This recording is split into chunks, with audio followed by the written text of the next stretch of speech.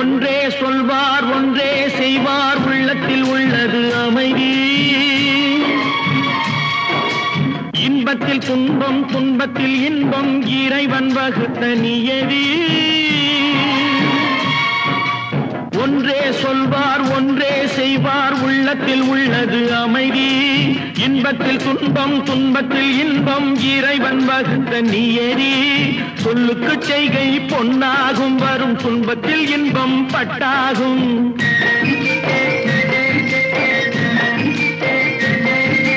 சொல்லுக்கு செய்கை பொன்னாகும் வரும் துன்பத்தில் இன்பம் பட்டாகும். இந்த இரண்டு கட்டளை அறிந்த மனதில் எல்லா நன்மையும் உண்டாகும், எல்லா நன்மையும் உண்டாகும்.